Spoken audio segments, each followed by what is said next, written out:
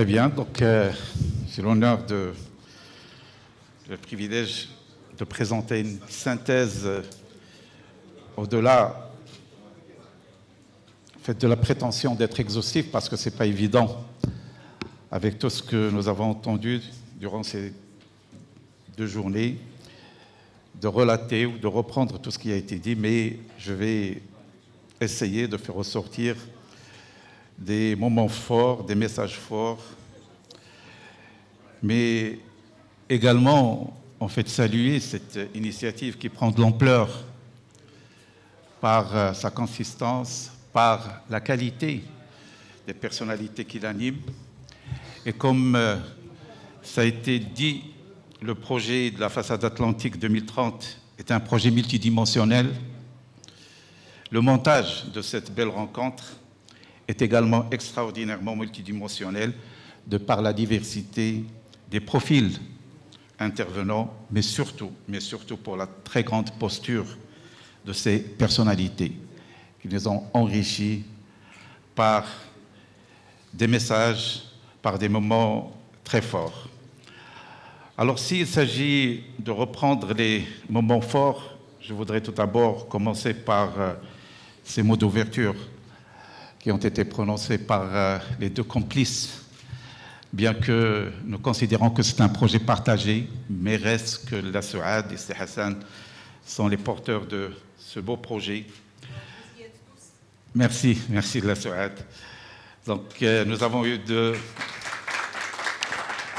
droit à des mots d'ouverture synchronisés et coordonnés, plantant le décor dans 2 perspectives complémentaires, bien sûr. D'une part, une perspective historique par le président Sey Hassan Alaoui, dont le message consiste à dire que si le Maroc prend modestement le leadership pour porter avec ses amis et frères l'Afrique vers plus d'intégration et de développement, cela trouve son étendue dans une histoire ancrée dans le temps et dans l'espace.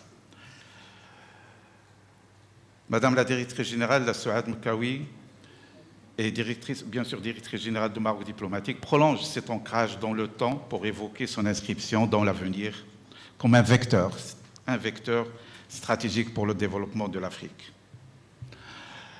Comme le projet royal pour une ère de connexion de prospérité transcontinentale et multidimensionnelle, nos membres du gouvernement qui ont pris la parole tout de suite après le mot d'ouverture ont clairement signifié que ce qu'ils entreprennent pour le développement de notre pays trouve tout naturellement son prolongement dans nos relations de partenariat avec nos amis pays africains. Il en est ainsi de la formation des cadres, de la mobilité des étudiants et de développement de projets de recherche scientifique.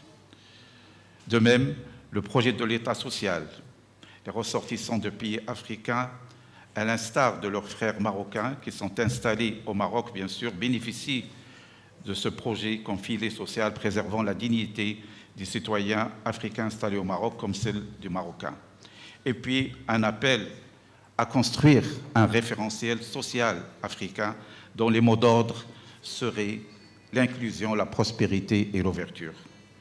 Également, les membres du gouvernement ont relaté ce partenariat et les projets qui le caractérisent, liés notamment au domaine du gaz, de l'énergie renouvelable, de l'agriculture, de la valorisation des richesses naturelles, de la production d'engrais, sans oublier l'investissement pour lequel le Maroc s'érige comme premier investisseur dans plusieurs pays de l'Afrique.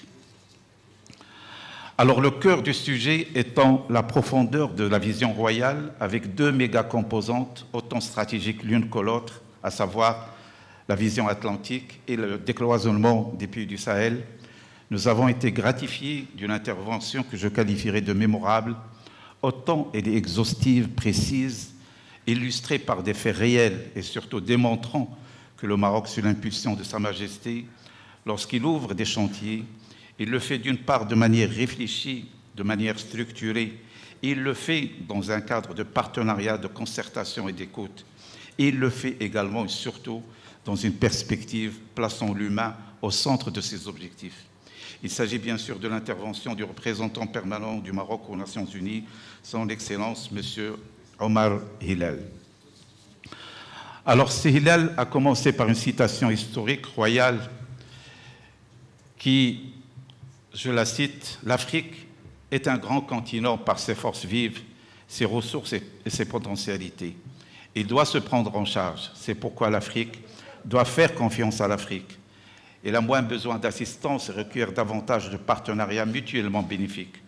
C'est des projets de développement humain et social dont notre continent a le plus besoin. » C'est le message de Sa Majesté le roi Mohamed VI dans son discours à l'ouverture du Forum maroco-ivoirien à Abidjan 2014.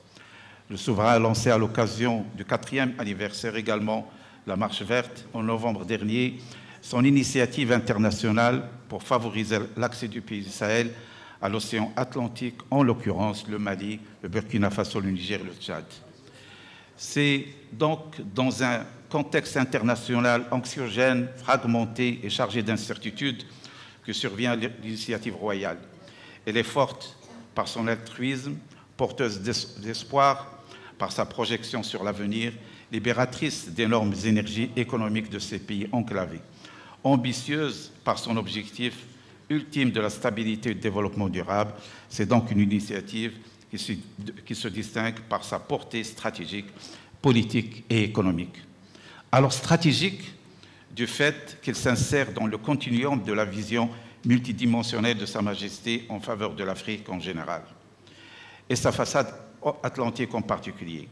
Cette multidimensionnalité s'est manifestée de manière structurée et réfléchie avec la mise en place de l'initiative des 23 États africains de l'Atlantique, initiée en 2009, avec la création, en marge de COP22 à Marrakech, de 3 commissions climatiques, la première pour le Sahel, la deuxième pour le bassin du Congo et la troisième pour les États insulaires, mais également avec le lancement du méga-projet du gazoduc Maroc-Nigeria, dont bénéficieront largement les 12 pays qu'il traverse, outre ceux du continent européen.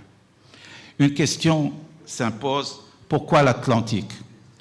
La réponse est simple.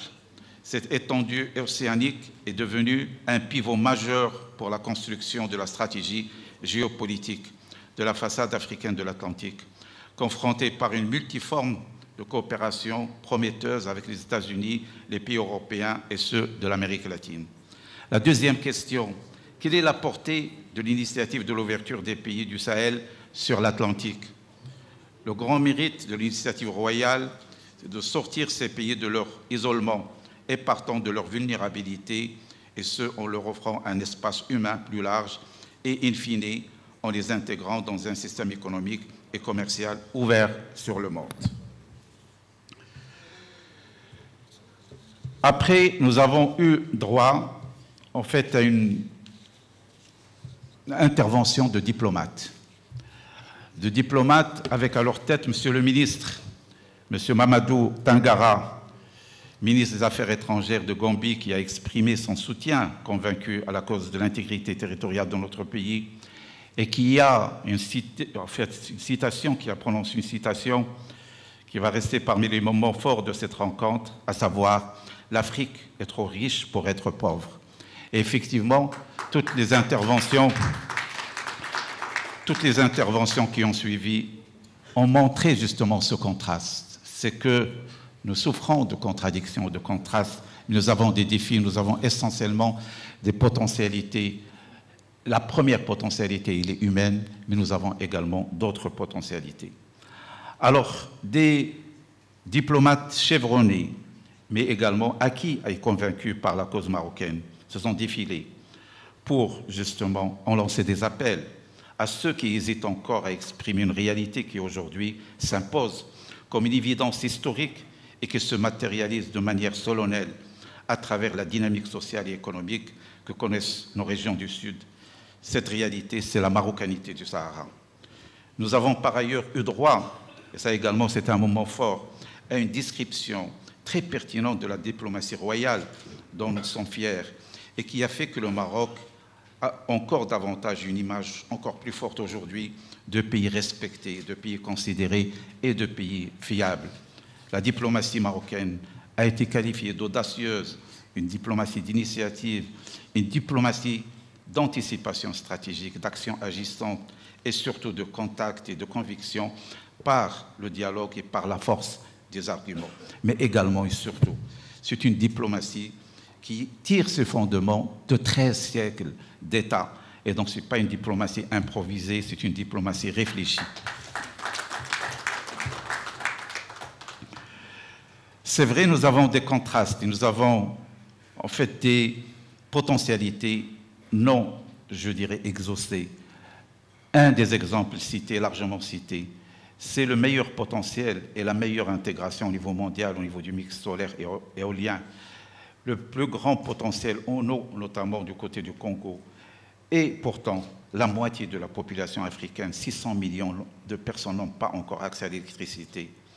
Et bien sûr, nous avons, avec l'expérience du Maroc et ce qui a été présenté au niveau de l'expérience de l'ONU, qui a fait un travail énorme au niveau de l'électrification du Maroc, mais au-delà, aujourd'hui, dans le cadre de la coopération internationale, disposé à œuvrer justement pour relever ces défis. Les projets, ils sont énormes. Nous avons des secteurs porteurs, les énergies renouvelables, l'économie bleue avec 3 dimensions, tout ce qui est classique, tout ce qui est halieutique, etc. Mais au-delà, aujourd'hui, nous sommes sur des volets émergents comme l'aquaculture, nous sommes sur des domaines innovants comme la biotechnologie. L'agriculture, aller vers l'agriculture verte, menée par un immense projet stratégique conduit aujourd'hui par l'OCP dans une approche collaboratrice et solidaire. Les infrastructures, levier du renforcement de l'intégration, la finance. On a eu également droit à ce que peut et ce qu'apporte déjà la finance à travers la présence des banques marocaines pour accompagner le développement de l'Afrique, mais également, surtout, aujourd'hui, ce qu'on appelle la finance innovante, les nouveaux modes de financement, et puis, bien sûr, la mobilisation également des marchés de capitaux qui sont disposés à accompagner ces dynamiques. Les banques marocaines accompagnent des projets de développement dans la majorité des pays africains, mais surtout innovent pour proposer des formules imaginatives et soucieuses, notamment de développement durable. Et bien sûr, il y a le capital humain, il y a la jeunesse. Le Maroc a œuvré et continue à œuvrer justement pour collaborer d'une manière mutuelle, avec modestie, à la formation de cadres, de jeunes qui aujourd'hui ont des responsabilités en Afrique, mais bien sûr qui sont des ambassadeurs qui jouent un rôle très très important dans le renforcement des relations entre les pays amis africains. Bien sûr, nous avons eu droit à la présentation de méga-projets, notamment le gazoduc Maroc-Nigeria, le port de Dakhla. Mais ce que nous avons ressenti, c'est qu'au-delà qu'ils soient des projets d'infrastructure avec une dimension, je dirais, exclusivement économique ou technique, mais ce sont des projets qui ont d'autres ambitions. En fait, des ambitions de développement partagé, des ambitions dans lesquelles l'homme et la femme sont au centre de ces volets de développement. Aujourd'hui, si nous développons de l'infrastructure, ce n'est pas seulement pour justement en faire un vecteur de développement commercial ou économique, mais un vecteur de co-développement et bien sûr de participer modestement à l'avenir de notre continent. Bien sûr, nous avons également eu droit à la valorisation des produits miniers, le phosphate aujourd'hui avec cette vision, ce plan stratégique de l'OCP et qui a été justement manifesté à travers des gestes royaux ou des gestes royaux, notamment vis-à-vis de certains pays africains, mais également toute la stratégie d'implantation et d'adaptation des produits justement des engrais marocains à la nature des terres africaines. Et d'ailleurs, nous avons droit la semaine dernière à la participation marocaine à une rencontre qui a eu lieu justement avec cet objet au Kenya. Et le Maroc était représenté, hautement représenté justement pour présenter son expertise et sa disposition à œuvrer pas seulement pour le développement de l'agriculture qui reste un défi majeur pour l'Afrique, mais surtout une agriculture verte et c'est toute la stratégie de l'OCP avec ses partenaires. Bien sûr, il y a également une étude, et d'ailleurs on a eu droit à justement la disposition de la CGM, la Confédération Générale des Entreprises du Maroc, parce que, bien sûr, il y a le partenariat politique institutionnel, mais tout cela ne saurait se réaliser s'il n'y a pas une implication du secteur du privé. Et bien sûr, nous avons eu droit à aujourd'hui, quel est le degré de présence des entreprises marocaines en Afrique, et bien sûr accompagné par des structures de grande dimension, les banques, les assurances, etc. Mais surtout, ce que nous avons noté, c'est qu'il y a une étude qui est en finalisation, visant à identifier la complémentarité des chaînes de valeur africaines pour renforcer l'intégration économique en Afrique qui reste en deçà des potentialités. Ça a été dit, l'intégration de l'Afrique est parmi les taux d'intégration les plus faibles au niveau mondial. Nous sommes aujourd'hui, selon des rapports de l'ONU, des Nations Unies, à pratiquement, je dirais, le 1/4 de notre potentiel d'intégration. Et bien sûr, tout ce qui pourrait nous permettre de renforcer l'intégration économique est un vecteur de développement. Donc tout cela pour dire que, en fait, l'ambition est là. Le champ, il est multidimensionnel et c'est pour ça que je salue tout d'abord. D'ailleurs, on en a parlé ce matin avec la SOAD par rapport à la dimension scientifique de la chose. Et là, je tiens à vous saluer. Tout d'abord, par la nature, en fait, du choix du sujet, mais également par le montage. Et là, il y a une touche vraiment scientifique, parce qu'on a pratiquement brassé toutes les dimensions, qu'elles soient politiques, qu'elles soient institutionnelles, qu'elles soient humaines, qu'elles soient culturelles. Et c'est à l'image de ce projet. Et ça a été dit, ce n'est pas un projet technique, c'est un projet global et intégré avec une volonté, tout d'abord, d'aller vers un développement partagé, mais un développement tout azimut, dans lequel l'homme et la femme sont au centre de cette dynamique. Merci pour votre attention.